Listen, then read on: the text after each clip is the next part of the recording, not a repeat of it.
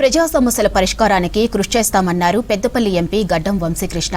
మంచిర్యాల జిల్లా హైటెక్ సిటీలోని ఎంపీ కార్యాలయంలో ప్రజా దర్బార్ కార్యక్రమంలో పాల్గొన్నారు. తమ సమస్యలు వినిపించేందుకు మంచిర్యాల, పెద్దపల్లి జిల్లా ప్రజలు పెద్ద సంఖ్యలో తరలివచ్చారు. పలు సమస్యలు ఎంపీ దృష్టికి తీసుకెళ్లారు. మౌలిక సదుపాయాల కల్పనే లక్ష్యంగా ముందుకెళ్తూ అభివృద్ధి చేస్తామని హామీ ఇచ్చారు ఎంపీ.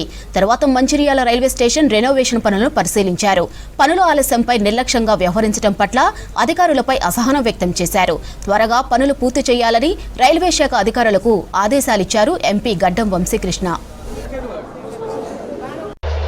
గత 10 సంవత్సరాలు కేంద్రంలో భారతీయ జనతా పార్టీ, రాష్ట్రంలో టీఆర్ఎస్ ఉన్నప్పటికీ కూడా పెద్దపల్లి కాన్స్టిట్యున్సీకి, ప్రత్యేకంగా మంచిర్యాల డిస్ట్రిక్ట్కి ఏం నిధులు తీసుకొచ్చినారని చెప్పి ఈరోజు నేను వారిని సవాల్ విసురుతున్నాను. ఎందుకంటే basic development works, sanitation works, connectivity works దేనికి కూడా ఒక్క పైసా పని చేయలేదు ఈ భాజపా టీఆర్ఎస్ పార్టీ అని చెప్పి ప్రజల ముందు ఉన్నది.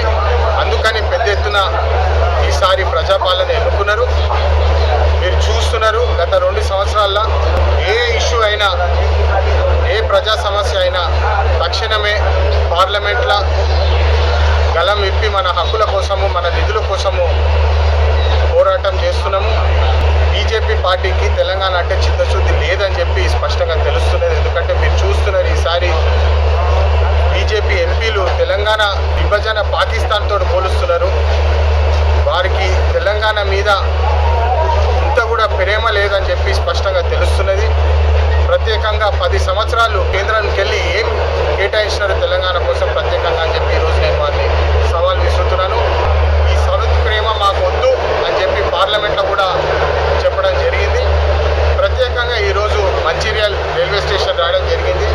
అమృత్ భారత్ స్కీమ్ కింద గత 2 సంవత్సరాలు ప్రత్యేకంగా పార్లమెంట్లో గలం విప్పుతూ అశ్విని వైష్ణవ్ గారిని ప్రశ్నలు అడుగుతూ మన హక్కుల ప్రకారం మాకు నిధులు కావాలని చెప్పి డిమాండ్ చేస్తూ అనేక డెవలప్మెంట్ వర్క్స్ కోసము మేము ముందుకెళ్లాలని చెప్పి మా ప్రయత్నం ఉన్నది. ప్రత్యేకంగా అమృత్ భారత్ స్కీమ్ కింద 25 కోట్ల రూపాయల శాంక్షన్ అయింది.